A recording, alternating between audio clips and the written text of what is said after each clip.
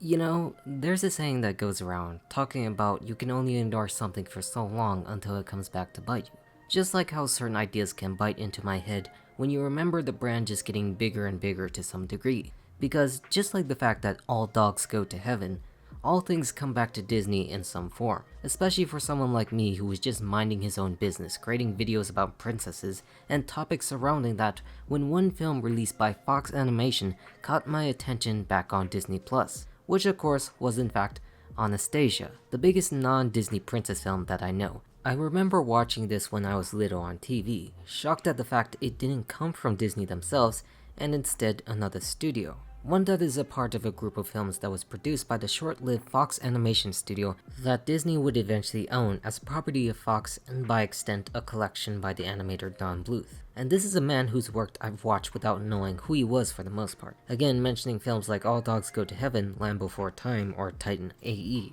where I have been asked in the past to cover these films he made, and I think now is a good time because this movie was literally thrown right into my face. A movie made by a guy who left Disney only for Disney to own his very library that he made through the purchase of Fox. Of course, not all of his films, but speaking in terms of films like this one. Because if you really don't know who Don Bluth is, he was a former animator for Disney, joining back in 1955 as an assistant for the directing animators of Sleeping Beauty before eventually joining full-time in the 70s with projects like Robin Hood up to The Fox and the Hound as such an animator. I first learned about his work years ago when watching documentaries like Waking Sleeping Beauty, made by one of Disney's biggest producers, Don Hahn, charting the journey after Walt's death up to the Renaissance, more specifically mostly the 80s and 90s period of Disney animation. It featured the history of the studio that they went through the troubling times, and then the upcoming animators trying to take over with the age-retiring class that worked under Walt. And Don Bluth was mentioned early on as being picked to lead the animation department in the 70s,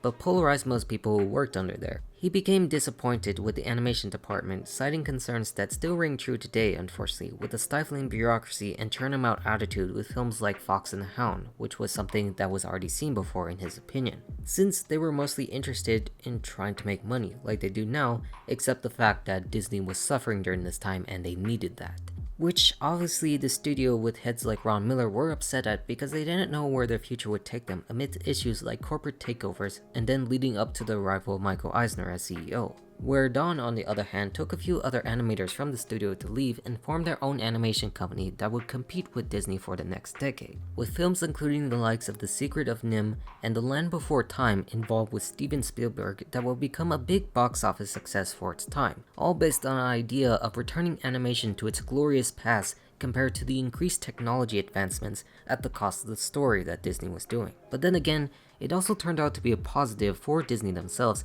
as discussed by Ron Miller as the best thing that could have happened when the studio restructured itself due to the success of the Renaissance, making them stronger than ever before, while Don Bluth's studio would actually suffer financially with its newer releases, which then the studio actually closed, leading them to actually work with Fox Animation until that also closed down due to other financial flops. I mean, that's as far as I could say about his work compared to the other information you can find out there in videos that go more in depth than my own knowledge, where I just appreciate watching his films that he did to help usher in a new era for animated movies, at the time when other studios like DreamWorks will also eventually rise. Which then all culminated in him getting the idea to make Anastasia, being based upon the Grand Duchess and youngest daughter of the Tsar, something that actually came from a suggestion to adapt the 1956 film Anastasia that was inspired by the stories of Anastasia Impostors, women who claimed to be the girl of the ruling family, all of whom were executed back in 1918. Because as we all know, during the events of World War I came the Russian Revolution, which forced the Tsar to abdicate, followed by the Civil War, and then their all eventual murder. All events that led to the creation of the Soviet Union that would last until the early 90s, where this film only came out a few years after the fact of its own dissolution. But like we just said, there was just one fact that wasn't clear in the public about the fate of the Romanovs with Anastasia herself, with women like Anna Anderson claiming that they were the lost princess, until DNA tests did actually confirm that they were not the same person and she did indeed die with the rest of her family back in 1918. But the story itself nevertheless was intriguing, taking into account the 1956 version, making a fictional version surrounding events if she did in fact survive, which in turn inspired in making this movie, where they would turn the dark reality into a light-hearted fun journey, based on romance and other things you would normally fit into a princess movie, even though she isn't technically a princess being a Grand Duchess and all, if I researched correctly. But how that doesn't matter because it's a character in an animated movie that has music and a villain to contrast it.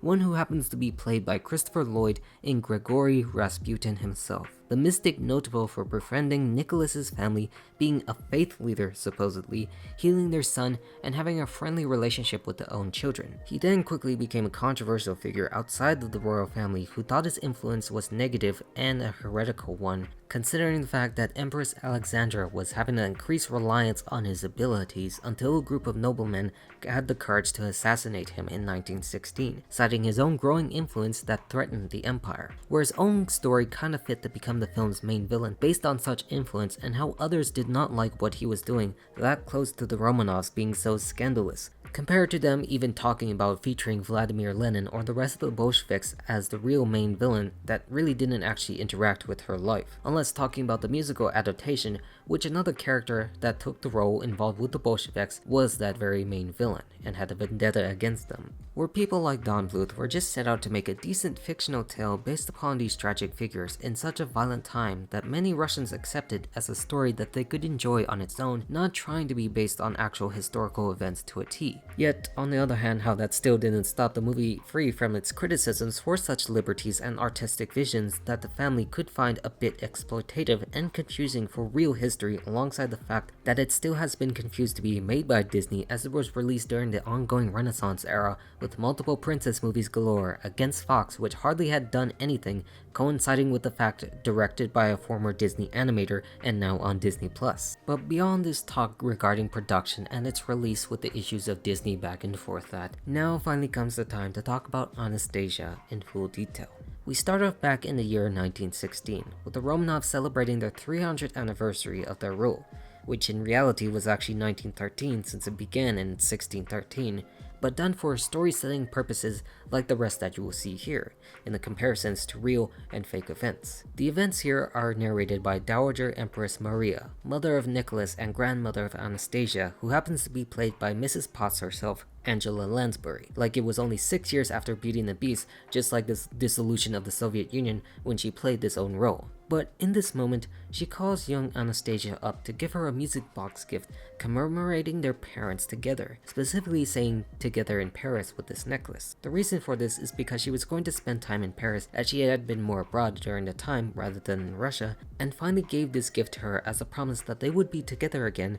hinting at later events in Paris. This is all stopped by the arrival of Rasputin, who in this story was a more power-hungry royal advisor whom the Tsar deemed to be a traitor after they figured out his own evil intentions, that he was banished from the royal family for his devilish magic and trickery, but not before he intends to put a curse to end the Romanovs. Where automatically we can see how this diverges quickly from real history with the fact that Rasputin was more outward with his magic and evil and hated by all in the family, compared to real life where it was Maria who did not like him at all, that she couldn't actually convince her own son, who is disagreeing with that notion right now, and Empress Alexandra, who became more reliant on Rasputin because of her own son's healing, and even more when we discover that in this timeline he sold his soul out to put the curse that actually started the Russian Revolution in 1916. A year early. I say that because they really move fast in terms of events from the party that is already 3 years later to reality moving up the revolution a year earlier, since it comes from Rasputin and his own mystical powers. Because remember, in reality, he was killed in 1916 before such events could even take place, and they wouldn't even be executed until 1918. Nicholas and Alexandra just did put more trust in him rather than expel him right out as we see here. And I just really want to bring this up because I find it extremely funny after learning about history myself years ago, and how it all explodes into pure chaos within the first few minutes of the film, like it wants to get to that point. Like you're just speedrunning events in a fanfiction type setting of history, where the Bolsheviks are immediately in the royal palace and Rasputin instead dies because he fell through the ice drowning into the cold water. And it's something I really don't hate and actually love in the direction of the film, because they went for that direction, proving that they were out to tell a story rather than crudely following events that could be lambasted. Because after all, you're just following a myth that Anastasia somehow survived by the accounts of imposters, parading as her, and a made-up tale of Rasputin having a comic relief called Bartok, a bat played by Hank Azaria that, somehow exists in this world. But back to current events after he meets his icy demise, Anastasia and Maria try to escape by train, but she slips getting knocked out on the floor, separating both the Dowager Empress and the young Grand Duchess for good, while cutting to the fact that like real life, the Romanovs get executed, but Anastasia's fate specifically is left unknown for now. This is where the film then cuts about 10 years later in Russia with the newly formed Soviet Union in 1926, events where you would know that Joseph Stalin is now in power as the General Secretary of the Communist Party since Lenin died about, 2 years earlier. And they do try to paint this picture as bleak by going into the lives of the citizens with our first song, singing about their gloomy lives in the communist nation, but led on with gossip getting through the day. The gossip, of course, in this situation is the discussion that Anastasia might still be alive and her grandmother might pay a huge sum for her return if possible, specifically to the amount of 10 million rubles that catches the attention of Dmitri and Vladimir, two conman partners in crime who seek to find her. And Dmitri, played by Joan Cusack, was a servant boy that helped them escape long ago originally, who was last seen being hit by the music box. I mean, not by the music box, but by her music box. That from his current perspective, he sees the opportunity as the biggest con in history, like the real-life Anna Anderson, having someone who is clearly not the Duchess herself. Soon after this is where we get the reveal that Anastasia herself is indeed alive, although she does have amnesia since getting knocked out by the train, leaving this orphanage after she lived ever since. We do know that this is in fact her because of the Together in Paris necklace and her own face that looks similar to the younger version, or the fact that her current name is just Anya, this the shortened version of Anastasia obviously. Of course, the thing I would like to criticize right now is the fact that Anastasia just has a straight up American accent, even compared to the likes we've seen earlier in the film to her grandmother and her even father or the lady in charge of this orphanage. I'm listening, Comrade Flemenkoff. I mean, it's not a big deal since this is a movie, however, and Meg Ryan does a fine job,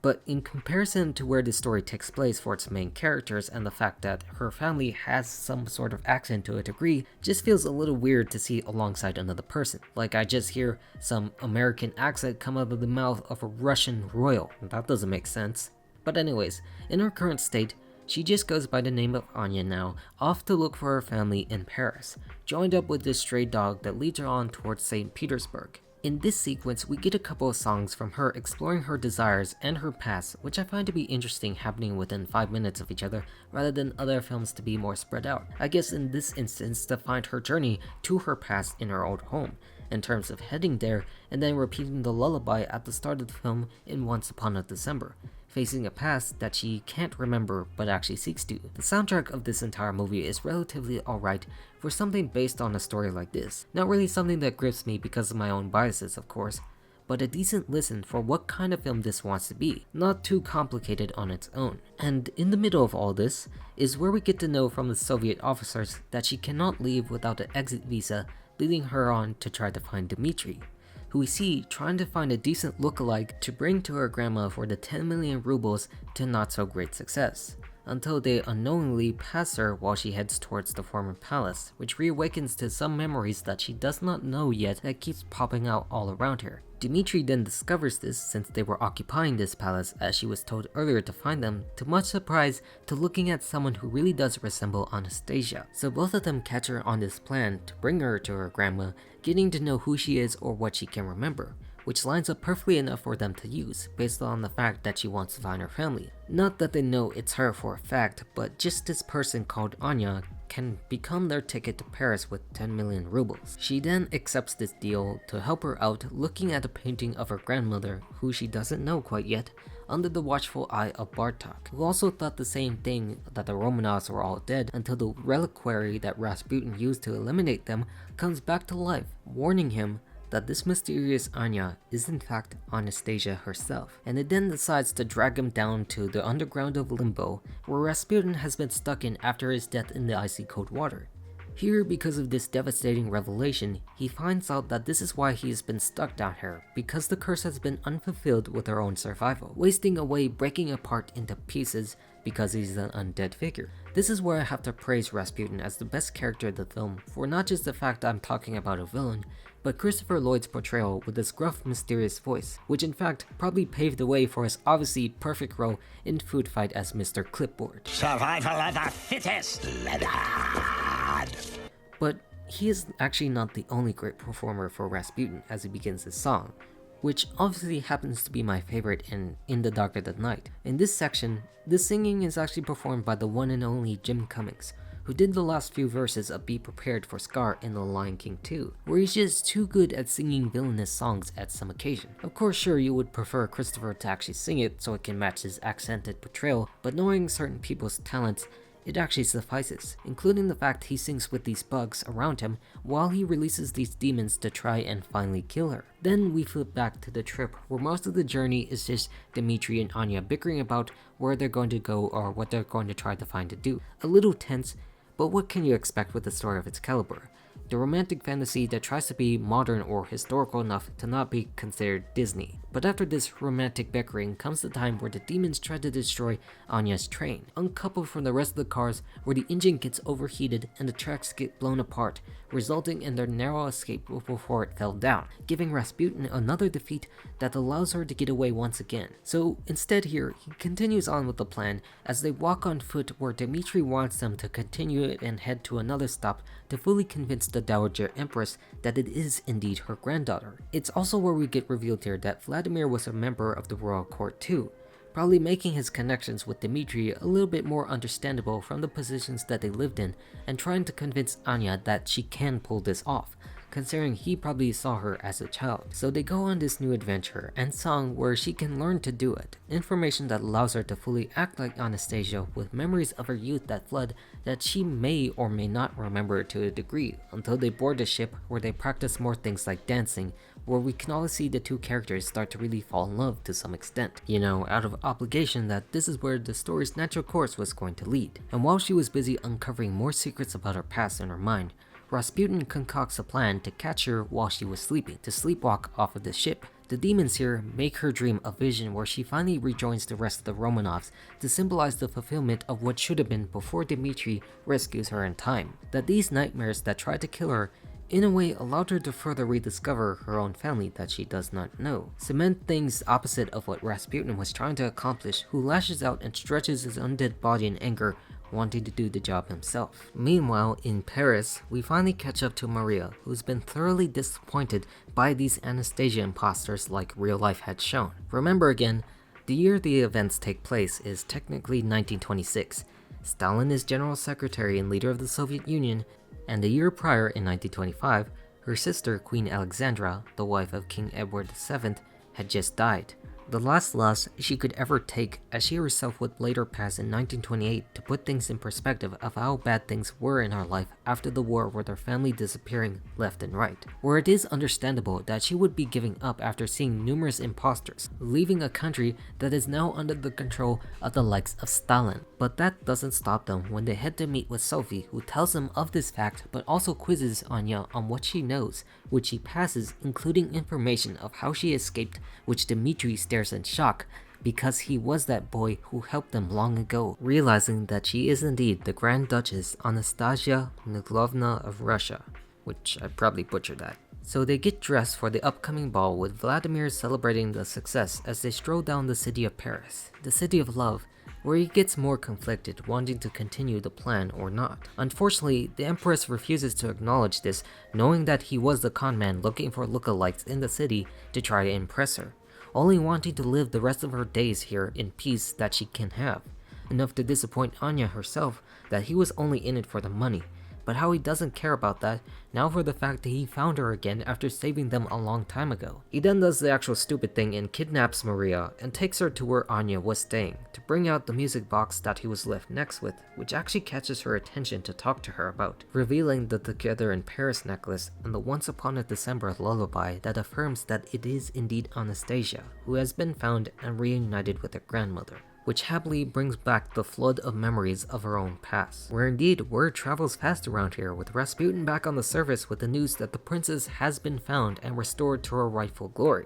Well, not that rightful glory, since the communist regime are still in charge back home, but for the family that has been left and apparently really survived and not an imposter. Dressed back up with the crown of her mother's, who you know was the person responsible for keeping Rasputin in the first place. Anyways, that doesn't matter because Dmitri decides to go back to Russia now, declining the money that he originally came for and that she indeed fulfilled the promise to actually give because he was realizing who he was bringing with Maria, also remembering the same servant boy who decided to leave her with her family so she could live a good life that she wanted. Maria then informs Anya of this, who actually originally thought he got the money, and then becomes conflicted about staying where she belongs with her grandmother, her family, or going off with Dmitri to wherever he wants to go in life. But after knowing that he did not take the money, she decides to go after him with Puka leading the way. Yet how they get lost outside in contact with Rasputin himself, again in the flesh to finish the job he couldn't long ago. But Dmitri also comes in back when he tries to destroy her on the bridge,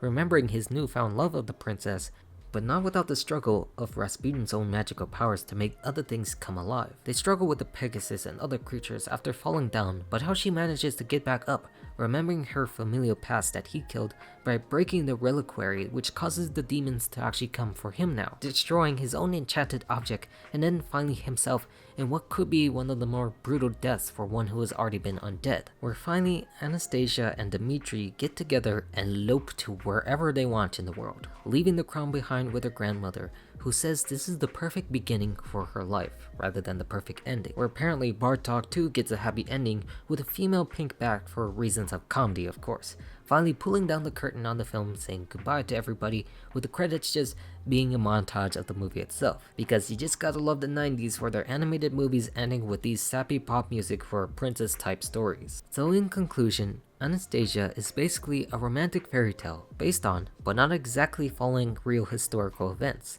Relatively simple and not very harmful that work to great enjoyment of most people, because it really isn't a bad film and a good time for a movie produced not by Disney, but a former animator of Disney, during the period of their own most successful films, which did fortunately work to great success, capitalizing off of it, but not to the money that the Disney films paid technically, but how it still remains to be the highest grossing animated movie of Don Bluth's career with $140 million, as most unfortunately afterward, and some of his other works like Thumbelina preceding it, did not make the money back, becoming box office bombs. But that doesn't mean what he did was bad for what he wanted to focus on. Still enjoying all the films he did that proved another perspective and interesting take on the princess genre during one of Russia's most turbulent periods in history, where we can appreciate movies like this for keeping her and the rest of the Romanov spirit alive for generations to learn, even if it's not the right history where you should not take an animated movie seriously if it did actually happen, or even the other fact that Disney now shows it on its own streaming service